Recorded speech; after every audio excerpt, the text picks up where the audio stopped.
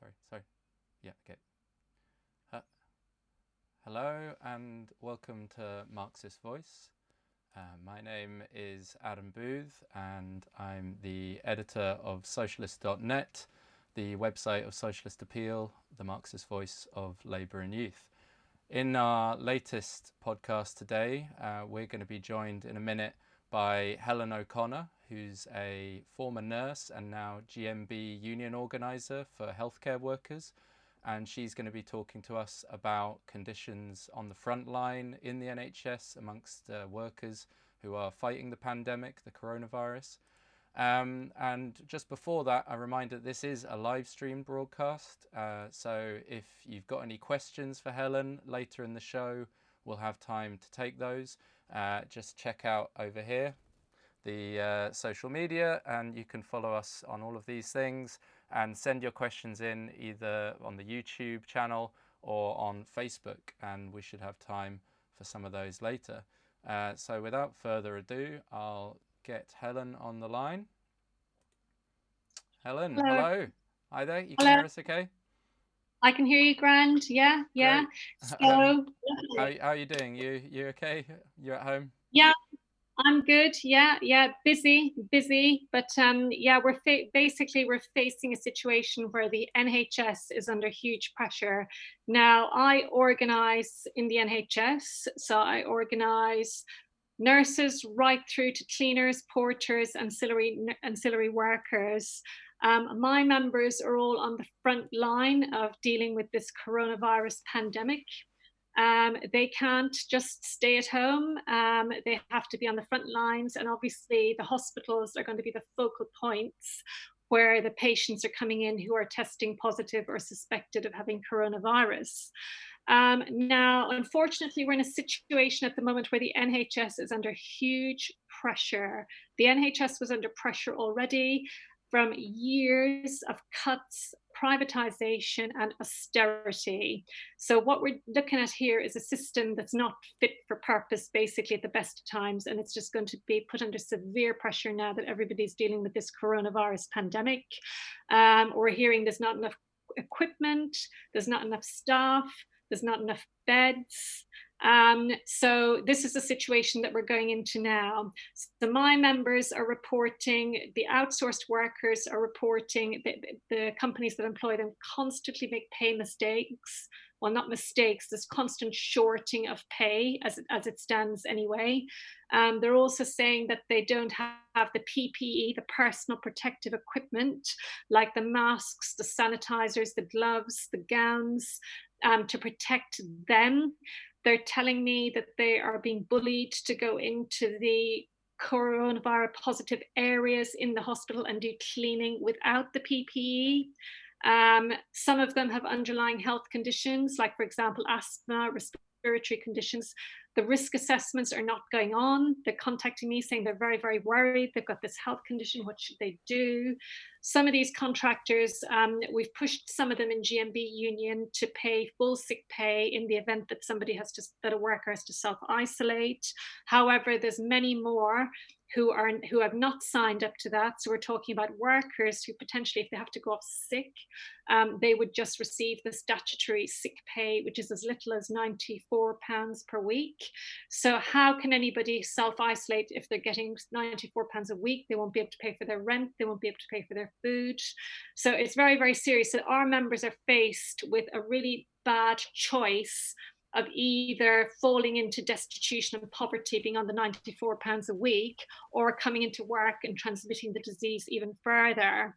Okay, thanks for some of that background, Helen, and going into the details a bit about the conditions. Just to go back to what you were saying originally, can you describe a little bit more about what's happened over the last 10 years or so of the NHS? I've seen some graphs going even further back, showing that hospital beds per 1,000 number of people have been in constant decline since 1970. Is this the effects of austerity, of privatization, or what underfunding? What exactly has been going on in the NHS for the last 10 years or more that's led to this kind of situation? Well, look, it's been going on for longer than 10 years. So what you've seen there is hospital beds have been reduced, and you've seen some privatization happening. An example of some of the privatization that's been going on has been the creation of these PFIs, private financial initiatives, where new wings or new hospitals have been built through these kind of financial vehicles, building company vehicles. They've been built at an absolutely extortionate rent cost to the NHS. So trusts will be paying back these huge crippling costs for the next 30 years. And at the end of it, the trusts won't even own these new wings and new hospitals that have been built. So that's the situation we're in. We know that the new builds, they're a lot smaller, a lot less capacity. The bed capacity has been reduced. We're finding as well, obviously the Health and Social Care Act of 2013 has taken all of that much further. The Secretary of State has basically divorced himself from his direct responsibility to provide healthcare. So what we're seeing all the time is a push towards the NHS trusts going into foundation trusts is another example. When foundation trusts were introduced, basically hospitals became like shops competing with each other, if that makes sense. We've seen a kind of a hollowing out, a kind of a separating out of services, and basically the ancillary services, the porters, the cleaners, and the catering services can be very quickly separated out and put into a bid to then be tendered out to a private contractor. So there's been a lot of that going on. I started in the 1990s, and that was starting then, but it's accelerated at pace. The result of all of this has been a reduction of hospital beds and a deterioration in standards within hospitals, because the private companies, they don't pay the workforce the same as they would have attracted if they'd been in the NHS. They've eroded the other conditions like sick pay, pensions, etc. So any new staff coming in to work for the private companies in the NHS will be subjected to far, far lower conditions. So they're on poverty pay. So all of this is creating a system where the NHS is becoming an increasingly unattractive place to work in, basically. So if you can get more working in a supermarket or a Lidl, for example, why would you become a cleaner in the NHS or a porter in the NHS? So people are opting to work in other places. There's a recruitment and retention crisis in the NHS because the pay of health workers has been held, it's been on zero, and it's been going up by 1%. So it's not been keeping pace with inflation. So we're finding that the pay of the nurses, for example, is being driven right down as well. So again, and then the workload, because there is this recruitment and retention crisis, people are leaving. And what you're finding is the existing staff, the workloads are just really, really huge. We're literally talking about one person doing the job of 2 and 3 people. And we're talking about that right through from nursing staff through to admin staff in the NHS. They're finding it impossible to cope. But when I used to work in the NHS, I can tell you, you wouldn't even get to stop for a drink. You'd be lucky if you got to stop to even use the facilities because it was that seriously busy. We rushed off your feet. We're hearing about people doing loads and loads of unpaid overtime because they're literally trying to catch up and do their notes at the end of the shift and staying on for 2 and 3 hours to complete that work, or being overjoyed when a hospital gives them a laptop that they can take home and carry on doing their work from home. I mean, that's just an example of just the pressure people are under already. And now we're looking at this very serious situation where this coronavirus is coming, and we know that trusts are going to be absolutely overwhelmed. We know they're not going to have enough beds, for example. They're talking about rationing of beds, which means basically doctors will be put in a situation where they have to pick who gets admitted to the ICU bed for the care and who's going to be left home, basically, in a critical situation, just left at home with no support. That's the situation we're going to be facing in the next few weeks. We've seen Northwick Park Hospital declare a critical incident because they have run out of ICU beds. We're hearing there's not enough ventilators either. Some companies are rushing to make those now. But the situation, the NHS is not equipped to cope basically with this catastrophe that's coming, and it's a huge public health issue. It's going to have a massive impact. There's a shortage of equipment, staff, and beds, like I said. You mentioned earlier about the lack of what they call PPE, the personal protective equipment. Can you explain a bit more about that? Because I've seen some shocking images, as I'm sure many of our viewers will have done, of doctors and nurses wearing bin bags and using gaffer tape to try and basically protect themselves because of the lack of equipment. Can you go in a bit further and talk about just how bad these conditions on the front line are?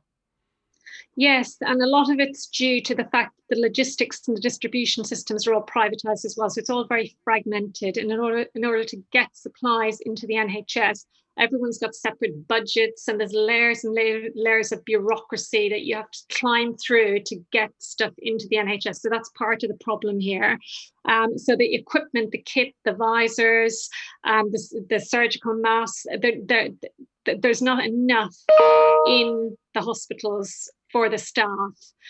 So the lower paid workers, the cleaners, they're not getting the kit. It's being prioritized. It's being rationed for the areas which is really, really serious, because everybody's being exposed to this virus within a hospital. We're finding that the FFP3, the masks that you have to use if you're basically working in an ICU and you're having to resuscitate people, there's not enough of those. The government keeps promising that the equipment is coming, but I know as of today from speaking to members that it's still not there. So we need to see that actually coming to the front line. I was speaking to some of my non-emergency patient transport workers today. They don't have enough changes of uniform, and management can't get the supplies. They've not got the supplies in stock to give them sufficient changes of uniform. And we know that this virus can live on clothing. The clothing needs to be washed at 50 degrees.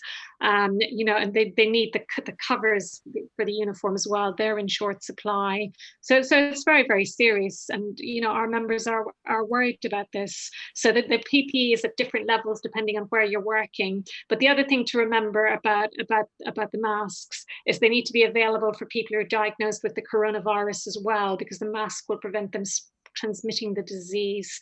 Also, we've got some of our members quite worried that they live with people with underlying health conditions. And again, there's no provision currently for them in terms of what they can do. I mean, we would be saying that they need separate accommodation to be able to stay in during the crisis so they don't infect their loved ones and put them in a critical condition. I mean, I think the key issue in this is that the NHS is going to end up completely overwhelmed. That's the danger with all of this. And like I said, we're worried about the high death rate of staff, particularly working in the ICUs. So that the media reports are coming out about nurses on ventilators and doctors on ventilators. And these are the very people that we need at the front lines to help us all through this virus. And if they're falling sick, again, that's going to contribute to the staffing shortage. And it's all just a really bad situation, all around. So the kit does need to be there. We're talking about shortages of masks, of gowns, of gloves. Hand sanitizer is a big issue for our non-emergency transport workers, because they do not have access to hand washing facilities because they're on the road all the time. They're not getting those, so it's not good, basically. So what is the mood like amongst these workers in the NHS? I mean, you're obviously in touch with people day to day as part of your job, and obviously have experience of working in the NHS, and have seen these conditions firsthand yourself. Have you heard from workers, what the mood is like, both going into this crisis and now with this extra surge of demand for care services? Yes, I mean, workers are as frightened as everybody else, because they are hearing all the news reports now about how serious this is. So they're frightened, and they're expected to go into work. I mean, the pay is very, very low, and they're expected to go into work and be on the front lines without the equipment that they need. So it's a potentially very, very unstable situation, I would say. And that was borne out with the Lewisham Hospital workers a week ago, because they hadn't been, ISS, the private company, took over the contract. They weren't paid properly on the 27th of February, and it just dragged on for weeks and weeks and weeks, and it's still dragging on. And as we know, those workers walked off the job on the 12th of March. They walked out. So now this was the cleaning workers that cleaning that workers, GMB represents. I'm yes, just going to bring up a little image for the viewers at home so they can see. So here's a picture from the strike of cleaning workers in Lewisham Hospital, who went on strike, you say, a couple of weeks ago now, or 1 week ago? March, and So that was that was just before the pandemic hit, or was that just after? pandemic was with us, but I suppose there was it wasn't as big in the kind of consciousness of people as it is now, because So we're this is getting a all long-running dispute that's been it's going a on. long Yeah. dispute. Yes, yes, it's a long-running dispute. People have been very, very patient. Our members have been very patient, and they've been giving management. There was they promised it would be rectified a week later. It wasn't. And then on the 12th of March, again, they promised it would be rectified. It wasn't. And that was the straw that broke the camel's back, really. And it's led to a huge breakdown of trust, within the workforce with management. And now we're in a situation where the pay still isn't sorted out. This Thursday is the next payday, and if it isn't sorted out, I'm seriously concerned that those workers could walk out again, because they're in a situation now where they're facing this pandemic. Like I said, there's a shortage of PPE as well, so they know they're being put at risk. Hostesses have been ringing me saying they're expected to give food to the coronavirus positive patients in the side rooms without the PPE. Cleaners are being bullied by management and told to go into the side rooms. The pay per hour is £8.21 an hour. They're not even on the London living wage. So some of them are thinking, well, this is a high risk job I'm in now. The pay is so low, and is it actually worth it?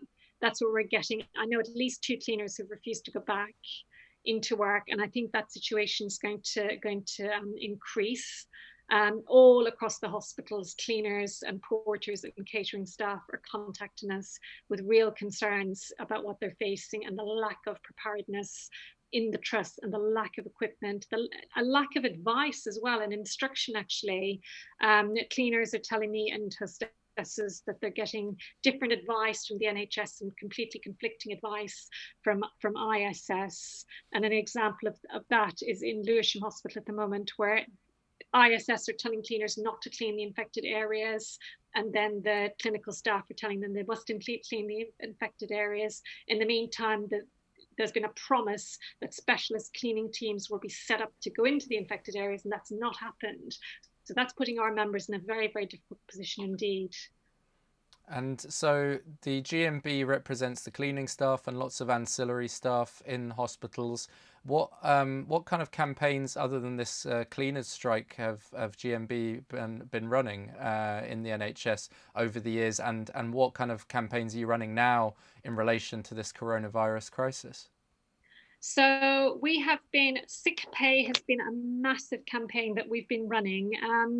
And when I first started as a GMB officer, that was one of the main demands of the ISS workers in Kingston Hospital. So we've done a lot of work around that. We've had demonstrations and protests in Kingston. We have been to government, actually. We went to see Matt Hancock and raised the issue about the risk of people not getting sick pay and then coming into work in a hospital when they're sick, because that is a huge cross-contamination risk. It's a risk to the public.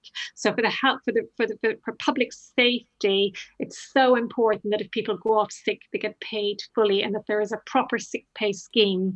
Now, the company ISS, they do have a sick pay scheme, but the problem with their sick pay scheme is they make people wait 3 days before they get a penny of sick pay. Low paid workers cannot afford to wait 3 days to get pay. They're living hand to mouth as it is. So we've had huge campaigning around that. We've also had campaigning around the London living wage as well. We want our members on an hourly rate of pay that they can live on. A lot of them are on the minimum wage, £8.21, maybe £9. We want that pay driven up, so we've been campaigning around that. In Lewisham Hospital, we were pushing on that. ISS, eventually they took over the contract. They agreed that they would bring in the real living wage, but not until April. Again, we weren't happy and our members weren't happy about that. We wanted that money to be brought in the minute the TUPE transfer occurred, which was in February. And now, they're not even paying the minimum wage to those workers. So it's all shambolic.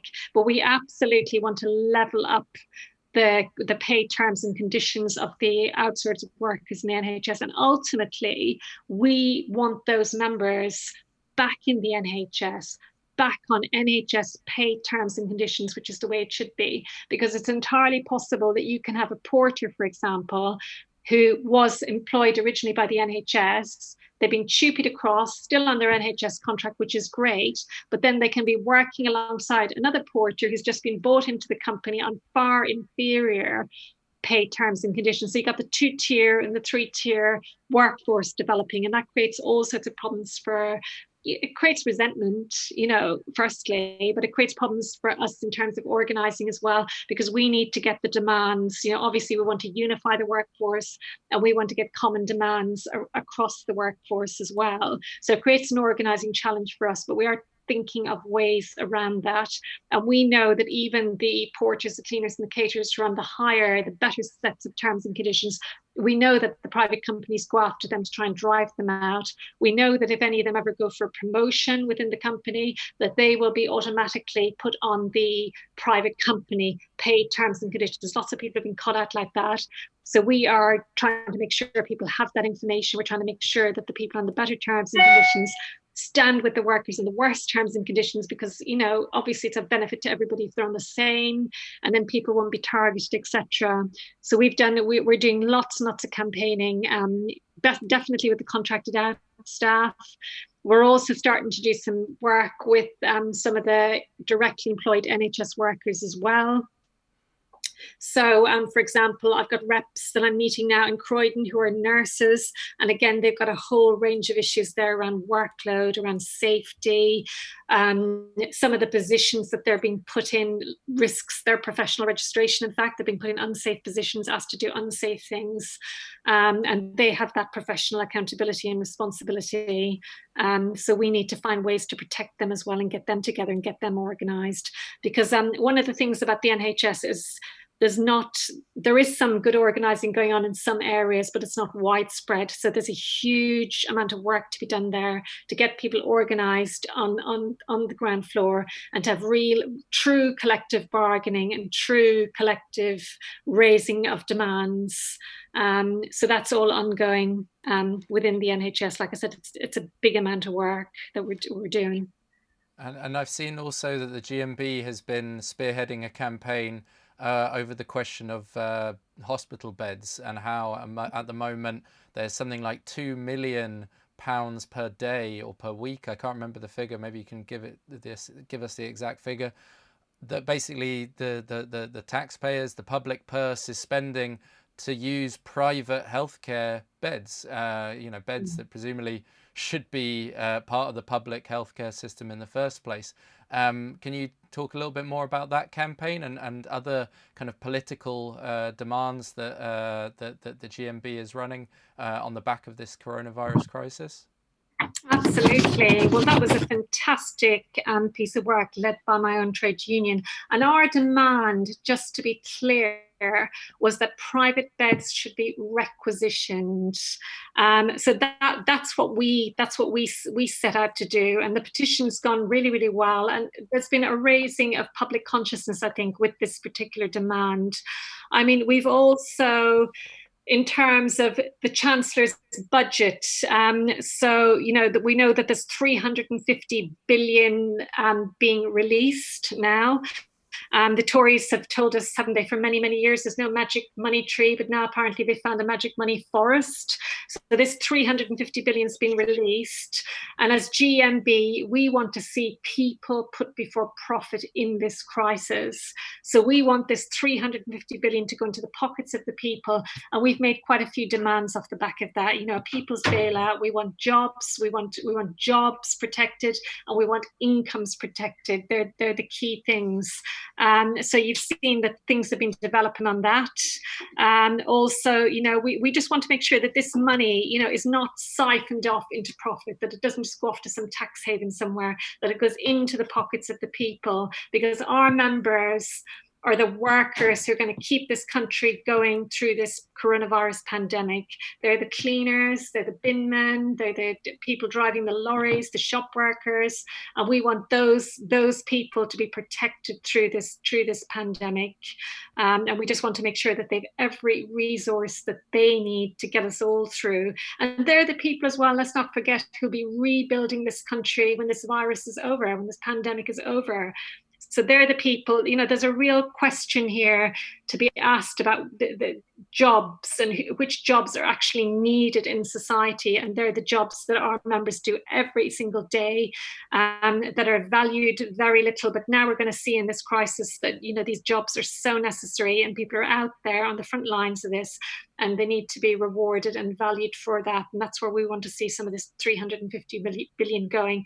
And we want to see it going to rebuild the public health services that we all rely on, because they've been absolutely decimated over many, many years. So we want some progress made on rebuilding those services that we need as well. So yeah, there you Excellent. go. Thank you, Helen. And I guess that leads on to the final question, really, which is the fact that after this pandemic is over, when the dust has settled, if it ever settles, presumably there is going to be a lot of conversations opening up about the future of the NHS, about how it has been starved of resources all these years, how it's not really fit for purpose in terms of just day-to-day activity, let alone the possibility of future outbreaks and diseases and so forth. So what kind of conversations do you think need to happen, and more importantly, what kind of demands do the labour movement as a whole need to be fighting for when it comes to the NHS, and I include not just the unions but the Labour Party in that? Well, we want properly funded public services.